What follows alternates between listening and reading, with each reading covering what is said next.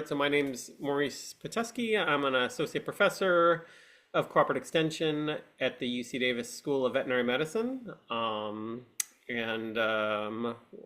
focus is on the kind of poultry side of poultry production, pastured, integrated poultry production, backyard, commercial.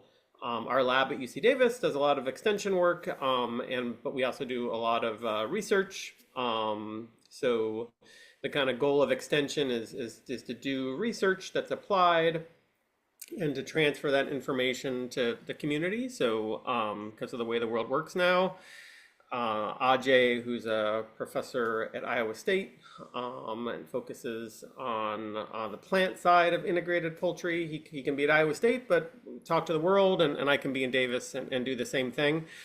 This is all funded by a grant that's just about to end from the USDA, from the Beginning Farmer Rancher Development Program, and leverages some of Ajay's work at organic research work that was also supported by USDA.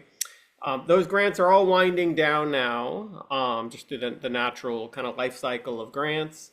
And one of the things we wanted to do is give a short seminar just on resources that are available. You see a lot of stuff in the news about websites that are turning off at the government level or changing, and we thought it would be important to kind of just give an overview of what's available, university-based, government-based, federal and state, and things like that. The most important part of this meeting, though, is not that information. The most important part of this meeting is that we know each other now. So I'd like to do some really brief introductions of at least if people are interested in introducing themselves. I'd like to first just introduce some of the speakers. So Anne and Ajay, if you guys can just briefly introduce yourself, and then we can go around the horn for others that would like to kind of introduce themselves quickly, and then we'll get started. Ajay, do you want to go ahead? Sure. Thank you, Maurice, for the introduction. And again, it's been a delight working with Maurice, you and Anne, now Marina also on this USDA projects. We have been working together for a while and learned a lot. My name is Ajay Nair. I'm a professor and chair in the Department of Horticulture and focus on sustainable vegetable production.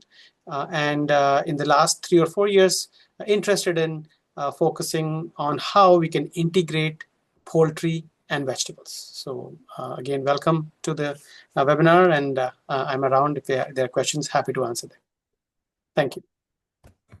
Great. I'm Ann Baier, and I'll spill my whole presentation in one sentence by saying, I think that between the three of us, if you ask us questions, we can find a way to get you an answer to pretty much anything you need to know. It doesn't mean that we necessarily know it, but we know how to find it and the networks, and we'll share some of that today. And we're really glad you're here and happy to hear as much specificity of what you would like to learn as possible. And then we will put our emails in the chat, and do feel free to follow up. So I'm a veterinarian, I'm an epidemiologist, focus on poultry production in all kinds of different fashions, whether it's backyard or commercial, and there's obviously different types of commercial. This USDA grant's really focused on these integrated type systems that have some mixture of poultry, crops, and some type of cover crop typically. We talked a little about that yesterday, but we have some resources that we can also kind of push your way if you're interested in that. This is our old UC Davis pasture poultry facility, and this is one of the coops that some of our students built. So I'm not going to spend too much time on that. I wanted to focus on just some resources. I'm really informal by nature, so feel free to ask questions, email, call, all those type of things. So that's kind of part of my job. So I kind of want to just start it at USDA's website, and this hasn't changed at all as far as I can tell, and I'm usually on these websites fairly often, and so we all are familiar with USDA at some level. Within USDA, there's the Animal Plant Health Inspection Service, and that's where a lot of their veterinarians live, and The relevant part about that from a poultry perspective is if you want to learn a little about avian influenza, including maps of where avian influenza has been detected, that's in wildlife and in domestic dairies and poultry. This is the website for you. There's other resources that are out there, but the nice part about kind of a government website is that, in theory, it's probably the most up-to-date and most accurate information. So I'd encourage you to kind of look around. They've got, I'm just taking screenshots here just to give people a sense of what's on these websites. But anything related to animal diseases, especially reportable animal diseases, which can cause a lot of morbidity, sickness, and mortality, death, in animals and or humans, this is kind of the go-to kind of location. I also wanted to highlight Wildlife Services. So Wildlife Services, they're kind of the, if you will, the cowboys of USDA, and it's their job, among other things, to deal with predators. So if you have foxes and other predators that are causing mortality issues of your domesticated animals in urban and in rural settings, Wildlife Services is your resource. They will work with you, farmers. That's a huge chunk of their job to help protect farm animals on behalf of farmers. So I'd really encourage you to kind of reach out to them as you have those kind of needs. But right now, avian influenza is kind of front and center, so I'm just kind of highlighting that. A couple programs you might not be aware of. So there's NRCS, so National Research Conservation Service, and they are relevant in the sense that if you have land and you want to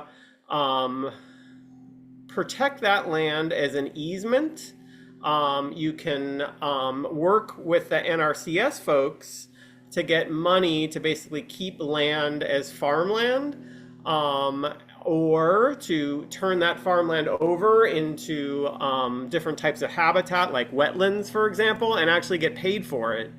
So this is a really interesting program, and they will work with farmers, and there's, historically there's pretty significant amounts of money in order to pay farmers to manage their lands in such a way that can mitigate flooding and other natural disasters, but also allow farmers to farm. So it's a very large branch of USDA, and like I said, they will work with poultry farmers, and especially because we're kind of, on this talk, we're really leaning into kind of these pastured systems. I think that there's probably real opportunities for some of these integrated farmers to work with NRCS in ways that maybe historically haven't always been done. And then there's the National Organic Program for poultry standards. So we're all kind of familiar with the organic label, and in order for poultry and or farmland to be organic, there's specific standards and requirements for that, and these are kind of regulatory type of processes, but there are rules and regulations and all kinds of information that you can track down in order to either transition land or to determine, how what the rules and requirements are for poultry. The biggest one for poultry is organic feed, and the reason I say that's the biggest one is because organic feed is more expensive than conventional feed. Because it just costs more to per acre to grow corn and soybeans that are organic than are conventional. And Ajay can speak to that if people are interested, and Anne can obviously speak to that also, probably more so than I can. But I will highlight that not all pastured poultry, in fact, the majority of them, small farmers that are integrated and pastured that have CSA boxes and sell at farmers markets, the majority of them are actually not part of the National Organic Program. It's cost prohibitive for various reasons that maybe Anne or Ajay can speak to a little later in a little more detail. But I wanted to point that out, that you shouldn't feel, just because you're a pastured or integrated producer, that you shouldn't feel like you have to be part of that program. And anything you wanted to mention there, as long as we're on the slide? I can chime in a little bit more later on that. But yeah. Okay, perfect. And then just moving on, so the way we have kind of our FDA and USDA is a little complicated as far as who does what. And it gets a little into the, I don't want to get too far in the minutia. I was got a chuckle out of like a pizza gets regulated by the FDA, but a pepperoni pizza gets regulated by the USDA, and so on and so forth. There's all these kind of interesting examples like that. But eggs, for various reasons, are regulated by the FDA, egg safety.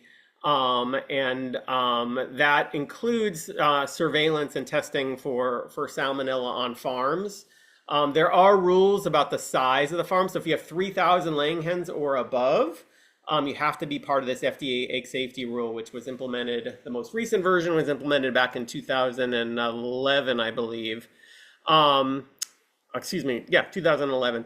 But it's just important to realize that even if you are below 3,000 hens, some markets and even farmers markets will require some type of surveillance for Salmonella enteritidis, the most common type of Salmonella that we do find in eggs. So it's not a bad idea, and it's a very easy process, and we have some links on our website, and there's some information on the FDA's website on how to actually do the testing. Like everything, it costs some time and money, but it's not horribly prohibitive. But if you're below 3,000 hens, you don't have to do it, and there's a lot of CSAs and a lot of farmers markets that don't require it. But it's good to at least read, to understand, to think about the ways to prevent, especially in an integrated system, how can you prevent the spillover of salmonella, especially Salmonella enteritidis, the one that makes us sick, that doesn't necessarily make birds sick. How do we prevent that spillover onto crops that might be touch crops, that they touch the ground and potentially can be cross-contaminated by feces from birds? So I always encourage people to understand the FDA egg safety rule. It doesn't mean they always have to follow it exactly as far as the surveillance. So I'm from California, so every state has their own version of a Department of Agriculture. In some states, California is a very large agricultural state, so we have over 120 people in our animal health branch, dozens of veterinarians and animal health technicians, a really robust website. Not all states have that, because some states are much smaller when it comes to ag. And that doesn't mean you can't go on some of these websites, and there are some, kind of relevant resources there. I will point out that there are some diseases which are reportable at the state level, but not so much at the federal level. So if you are going to raise poultry in a pastured environment, it's a really good idea to start working with your state animal health branch, which is part of your state's Department of Agriculture. And I did want to point out that there's different rules and regulations. It's some of the veterinarians are not, they're excellent. They understand the rules and regulations in a way, when you kind of Google on some of these rules, they can it's very challenging to interpret and to read. But when you track them down and talk to them on the phone or have them visit your facility, it usually ends up being a much more successful kind of interaction. So encourage you to get to know them. It's a good opportunity, and they'll have their own versions of extension meetings and things like that. I will highlight, some states, if you are selling commercial products, you have to get specific licenses, and you have to do other types of there's other criteria that are required if you're selling commercially within a state. It just depends, obviously, on the state, which we all kind of know. But I would encourage you not just to look at the website, because when I look at these websites, they can be a little dry, as we all know, and a little hard to interpret. It's really good when you get to talk to a human being, and many, at least in my experience, they're usually pretty good about responding. And I'll work with these folks pretty consistently, actually. I wanted to talk just a little. I'm in UC Davis School of Veterinary Medicine. I'm in extension.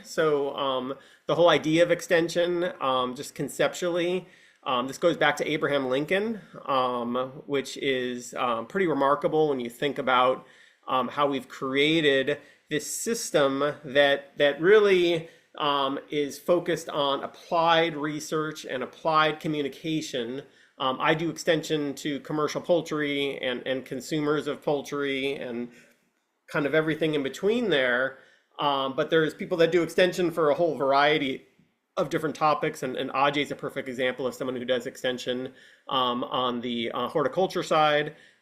These are amazing resources. I know Ajay would probably agree with this. We do a fair amount of international work, and wherever you go in the world, they have amazing universities. But one thing I'm always amazed by is that you don't see kind of the robust kind of footprint that extension has in other countries like you see in the US. And the one thing I really wanted to highlight is that in California, for example, we have over 200 locally based cooperative extension advisors and specialists in 57 local offices. So it's not just at UC Davis. It's not just in a big city. It's in all the counties. Ajay, anything you wanted to add on that from a extension perspective in Iowa? No, thank you, Maurice. I think what you presented is accurate, and it's just sometime a little, I would not say disappointing, but it's interesting that many people don't know that they can reach out to extension for many different things. Doesn't have to be. It could be poultry. It could be family health-related stuff. It could be, as you said, natural resource extension. It could be business related. It could be economics, like home, budgeting. And so extension can provide help in any question anybody in the county has. And so we encourage people to reach out to our extension services. Yep. No, it's one of those resources that unfortunately not everyone realizes, and that's a two-way street. It's my job to make you guys aware of that in your states. I promise you, if and I know Ajay's the same way on this, if you reach out to me and you're not from California, it doesn't really matter. We all work together. That's our job. So don't be shy. And ultimately, we're just trying to find, as Anne alluded to earlier, we're just trying to find answers for you guys and help you guys out. This just shows you in California how robust our footprint is.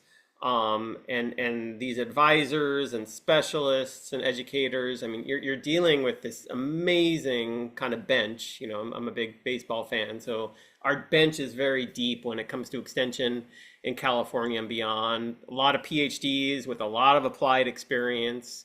And it's their job to do applied research and to communicate that research to farmers and other folks.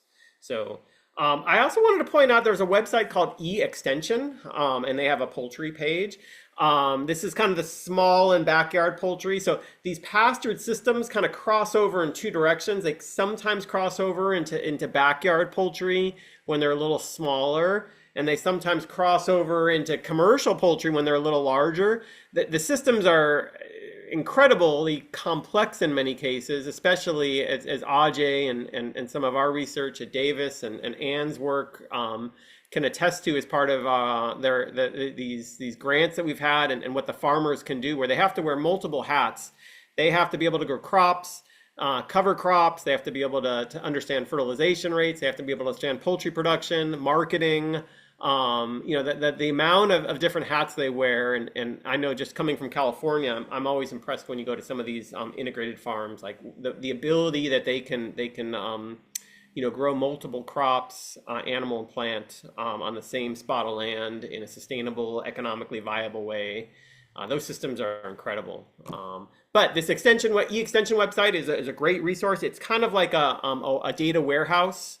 In many ways, like NCAT is, which Anne will talk about in a couple minutes, but it's a great warehouse of relevant information. And when I write a grant to the USDA, the research kind of outcomes, like the meat of what we figure out, what are the things that we want to convey, those will go on our own extension websites, but you'll also cross list those on these e-extension websites, so it's a little more accessible.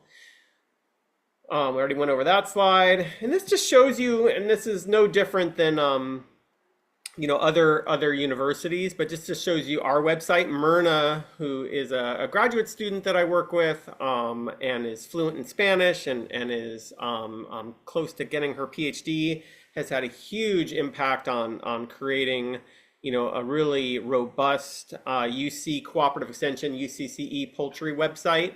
We have newsletters that you can sign up for. We do a lot of videos on YouTube and Instagram and Facebook. Our websites in Spanish and English. We have newsletters for poultry ponderings, and other newsletters for just extension in general. And then we have a link tree here, if you're familiar with that, that just shows all the different websites that our lab is connected to that are kind of within that extension realm. I will point out, sometimes it can get a little overwhelming on the numbers of sites that are available. The one thing I just encourage people to do is make sure the sites that you're using are reputable. As we all know, there's just because something is liked or has thousands of posts and things like that doesn't make it relevant, or doesn't make it, accurate. So the good thing about extension is that there's no economic incentive for me to recommend whatever magical elixir I'm saying cures whatever disease. So you're getting, for better or for worse, you're getting kind of what the science right now indicates is the best kind of approach toward in my labs, for example, like how to protect your birds from avian influenza, for example. So all kinds of resources there. We're really starting to get into mobile apps, which have a lot of value, especially in disasters. Websites don't work very well in disasters, but mobile apps, if you load them correctly, if we program them correctly, they will work during disasters, and they can be used for finding staging grounds and making emergency kits and disseminating information, even when the internet, is down. So just one or two more slides, and then I'll go on. So these are these newsletters that you can sign up for. We publish them quarterly. Here's one of our apps that we made, which we're getting a little better at. Apps are challenging, as many of you probably know. And then, just some of these resources. The one thing I also will highlight, and this is probably my last slide, is that, again, even if you're outside of California, on our website, we have this Who to Contact for poultry issues.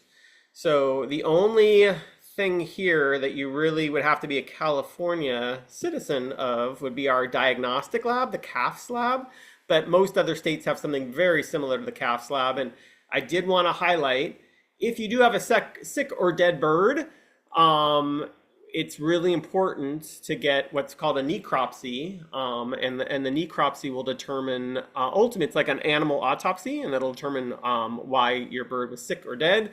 Sick birds obviously don't produce eggs as well, don't produce meat as efficiently. So these diagnostic labs are really important, not only to protect public health and wider health if we're dealing with avian influenza, but also the economic viability of small farms. When you're in a pastured environment, there's a lot of diseases floating around, and these diagnostic labs can not only identify the disease, but they can help make recommendations on how to reduce the potential for that disease to come back if it's a nutritional disease, an infectious disease, or otherwise. So with that, I'll take any questions that people have, and then I'll turn it over to Anne. I did want to highlight, we are working on a disaster preparedness app, and I think there's a lot of potential in how this can be used by small farmers. But I want to turn over to Anne, make sure we have enough time. Great. So I have a variety of photos, but I wanted to tell you a little bit about myself and my experience. What are my credentials? I grew up with chickens. The first photo here on the left is me with my brother, and I like chickens. I think they're really interesting and really curious. But keeping a backyard flock is way different from running a business, and that's what we're hoping to provide you some information about the business of raising poultry. And the second photo is a picture of me about half my current age. young and idealistic, and I thought that if I worked really hard, that the business would work out, right? Well, I loved watching the chickens run out of the coop in the morning when I opened the doors. And I learned to candle and grade and pack the eggs and write an invoice and build relationships with our buyers. But if there were a journal of mistakes, of things that didn't work, that would be a really great service. So it maybe is a bit embarrassing, but I didn't know what kinds of records to keep at that time or how to use them. And I could have told you how many dozens of eggs I sold and to whom, but I didn't know my lay rate. I didn't know my break-even cost per carton. I didn't know what it cost me to raise the flock. And I couldn't have articulated the difference between direct overhead and labor costs. And so I've learned a few things since then and visited a lot of different poultry farms and working as an NCAT. NCAT is the National Center for Appropriate Technology. And it began about 50 years ago when E.F. Schumacher came out with a book entitled Small is Beautiful, Economics as if People Mattered. So that helped inspire the formation of NCAT in the 70s. And we're still here working on understanding and sharing information and ideas and technologies that provide practical solutions to help agricultural businesses develop successfully. So I'm also an organic inspector. So some of the perspective I bring is from visiting farms in my role, inspecting to USDA organic regulations. So happy to talk through any of that. And it's really interesting, the overlap or the continuum and between a number of different systems. And so here are a few photos of the different kinds of species of birds, but here are some of the systems. As I've visited places, I think it's really interesting to look at the scale of operations. And some people start with kind of backyard homestead or trialing a commercial enterprise. And as Maurice suggested yesterday, and that feed costs for organic feed are much higher than for conventional feed. But it's also, feed costs are higher if you buy them in smaller quantities, like 50-pound sacks. And sometimes those sacks come in even smaller quantities than 50-pound these days. So at a small scale, you learn certain things that way. And here's the example of the UC Davis pastured poultry and one of the shade cloth forms you can see in the back behind the coop on the upper left that has shade cloth on a PVC frame.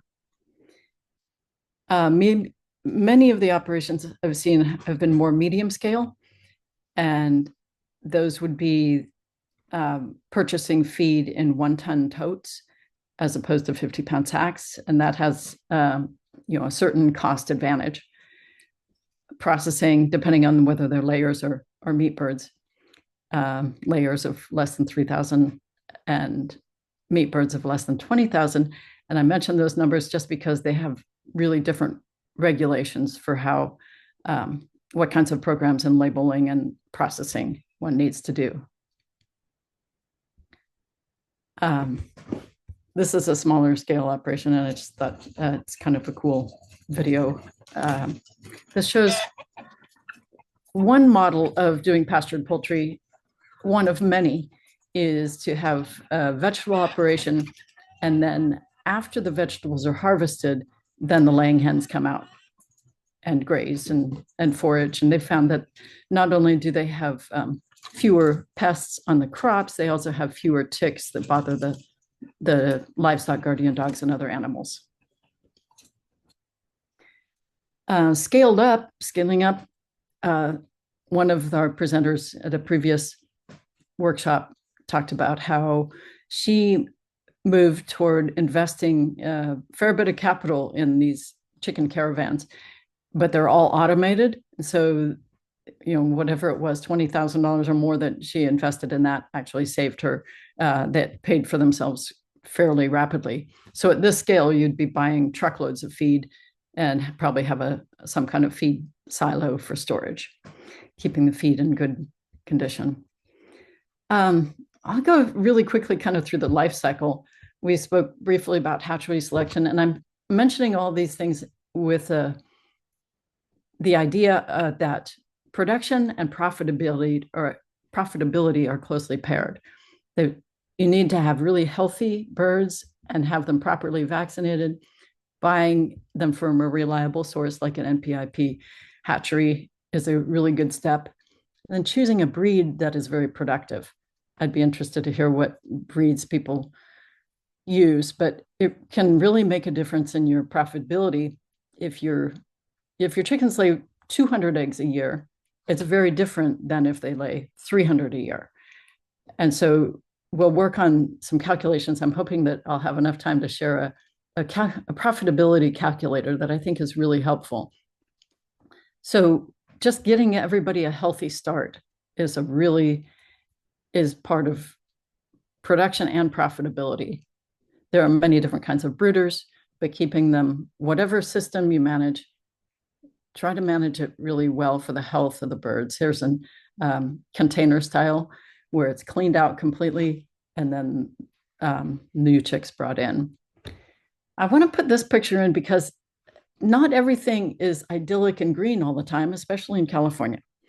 And so this I see as a very well-managed free range type. It's not pastured, but they do a lot of using wood chips and then clearing the manure out of the coops and even the yards, and then using that on their organic orchards.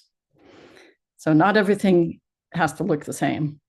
And some of these can be very simple structures. These kinds of pens with the open bottom are fairly common, and these can be rotated through orchards or across pastures. We'll look at a little bit at laying hens and meat birds. Here are some meat birds raised on permanent pasture, which is another variation.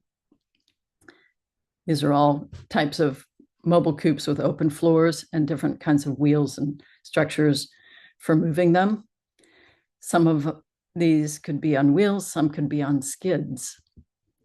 This is my former colleague, Terrell Spencer, on his farm in Arkansas, and he has really learned how to do this enterprise down to the point of working with others in this area, milling his own feed, and starting a USDA plant. So raising Cornish cross, this kind of structure on skids that he moves with a tractor.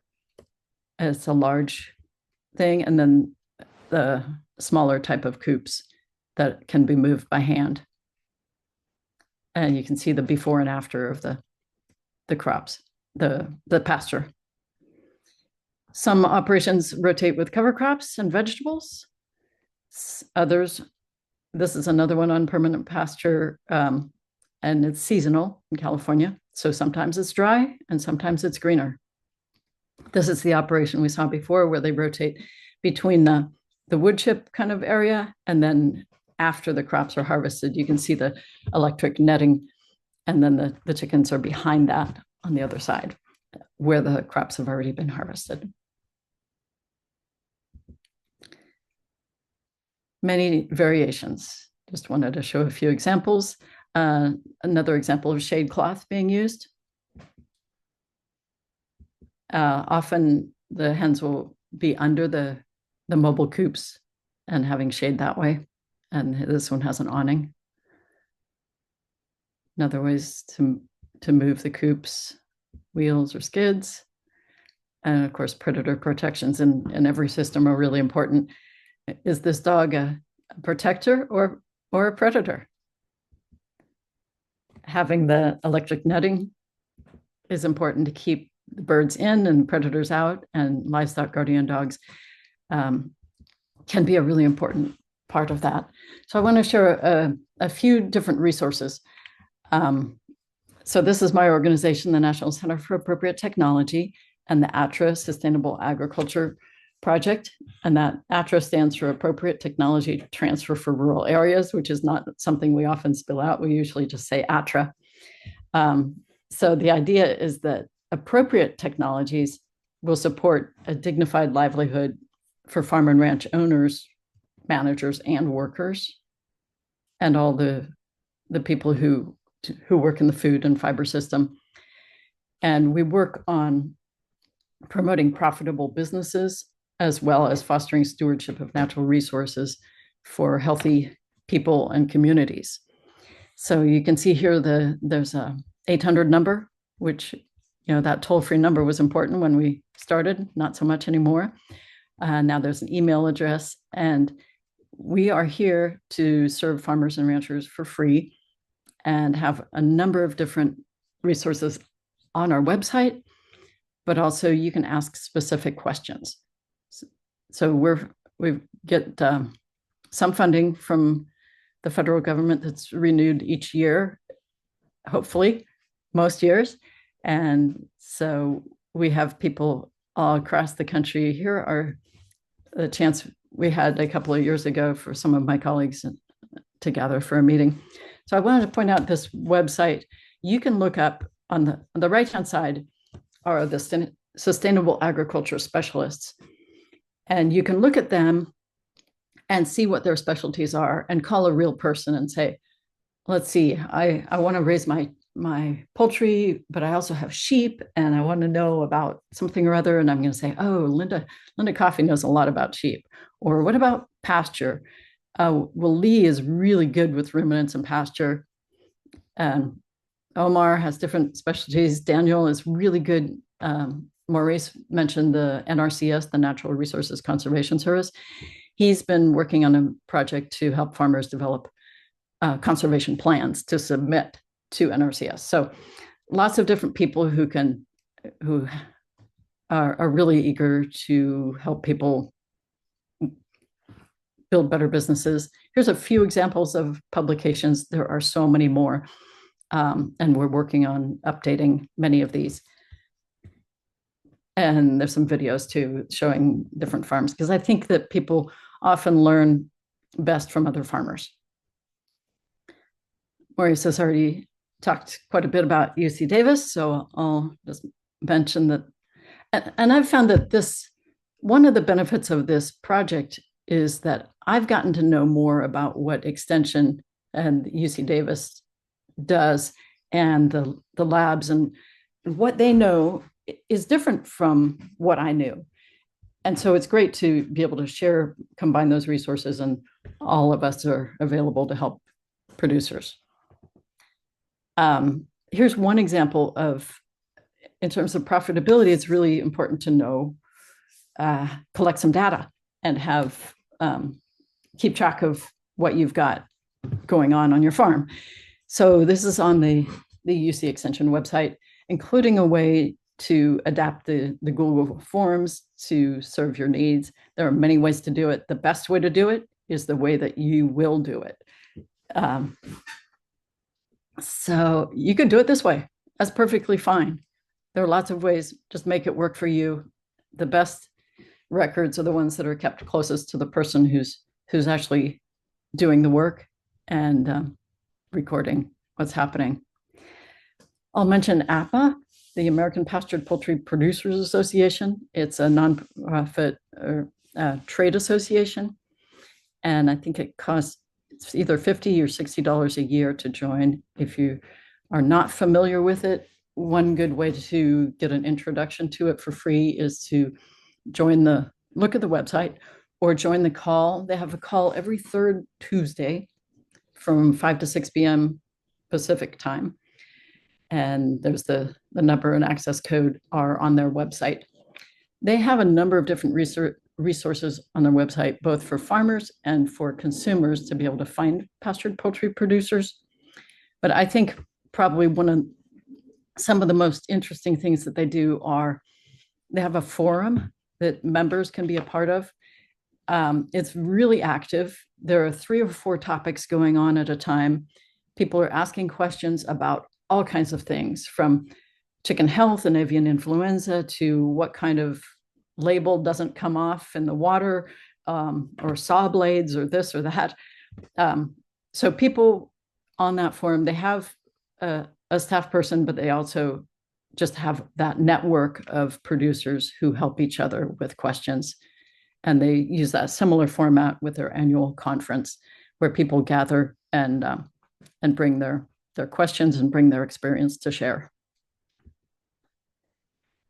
Another nonprofit organization that NCAT has participated in some of their educational webinars is the Food Animals Concerns Trust, or FACT. And if you're not familiar with them, their website has a number of different things, including grants and scholarships. They have such an array of webinars. And I'm compiling a list of resources that I'd be happy to send out to the group. And there's a list of probably about 10 or 12 different webinars that have been on in the last couple of years that have to do with poultry that I think are well worth watching. For example, here's one where you see the connections coming together. Bruce Hennessy is part of APA as well, and he gave this webinar on scaling up poultry enterprises, and that was a really useful thing. He's super knowledgeable about profitability and how to calculate things, and thinking about labor and efficiencies and all that kind of thing. I really like too how expansive his goals are, about that not only cover like financial goals, but also like quality of life, and talked about different ways to increase profit. The Niche Meat Processors Assistance Network is an extension program that's based in Oregon, but it's a nationwide program. And they also have people on staff that you can set up office hours with. And they have a listserv also that's very active. So I really like this peer-to-peer learning, where people who are doing any kind of meat processing, no matter what the scale, are sharing information with each other, whether it's a farm scale or whether it's how to work with their USDA inspector, or how to navigate that process, and a wealth of information about, if you're thinking about starting up a processing plant, read through the case studies and see what other people have learned, because it actually does help to see what mistakes or experiences others have had. And then the Sustainable Agriculture Research and Education, that has a website, and they develop all kinds of educational resources. Their scope is nationwide, but they have 5 regions. And they also have farmer grants. So if you're interested in doing research on your own farm and gathering data for yourself, that's a good resource. And Maurice mentioned the e-extension. There are some really good articles on here about poultry. And even though it's, as he said, labeled small and backyard, I'd say most of what is on here is really relevant even for mid-scale commercial enterprises. Then there's the question of labeling and certification and branding. And here's a few of the many different types of animal welfare and organic, the organizations. In order to use these in your marketing, you actually have to be certified. So, and each one has very clear standards about, well, they all have written standards. They're not always as clear. And some of what I've been working on recently is learning, for example, about the new organic livestock and poultry standards that are much more quantitative than the previous standards, which were very qualitative. There is still room for learning about exactly how these will be interpreted. And so I'm learning as much as I can, and also trying to understand, for example, the American Grass-Fed Association, they have standards for pastured poultry. So American Grass-Fed and APA are working toward a legal definition for pastured poultry, which there are drafts and there are petitions even by, I have the link that describes a petition to clearly define the difference between free range and pastured, so that the consumer can be well informed about what it is that they are getting and what they can expect. So I think that those are improvements that are still very much in process. And there's government labeling. We can go through all that. I can provide. And I think we're just about at time, but I have some at NCAT, ATRA, we have some information on holistic planning, whole farm planning, and some enterprise budgets and profitability calculators. If we have more time, I would really be happy to demonstrate those. I think since I'm going to stop this and just pull that up just to show an example of if you can do this before you start farming, you could save yourself a lot of money in figuring out whether your operation can be profitable or not. And what's useful about this, you can play with different scenarios, numbers of birds, different types of feed. For example, if you have conventional feed, it might cost, let's just say 50 cents a pound. And if you have organic feed, it may cost 90 cents a pound. So just the difference between doing those calculations, if you have a bird that you raise and it takes 25 pounds of feed to get it from baby chick to where it begins to lay, then conventionally fed, you've got an investment of about $12.50 if you use conventional feed, and about closer to $22.50 or so for organic feed. So with this kind of calculator, you can play with those numbers. You can see the important factors here about your mortality, and think about your risk management strategies, your predator management, whether it's in the brooder or in the field, and try to figure out where it is that you would break even. You can put in the number of the selling price per dozen. At one point, I calculated that you had minimum of $6.22 if your feed was at this at such and such a cost. So you can play with this and call your feed suppliers and see what feed is actually costing in your region, because that's one of the key ingredients in your production. And then fill in your own costs for housing and that sort of thing. I think I'd better stop and see if there are some questions.